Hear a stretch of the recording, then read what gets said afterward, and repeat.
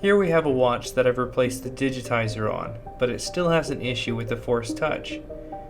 It got damaged during the initial impact. We'll carefully remove the Force Touch from the frame after disconnecting it.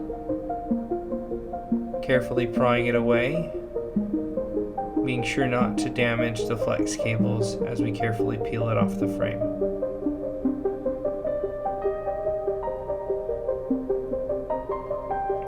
Now that it's off, we'll go ahead and clean thoroughly around the frame and prep that surface to receive the new adhesive. We'll align our new Force Touch.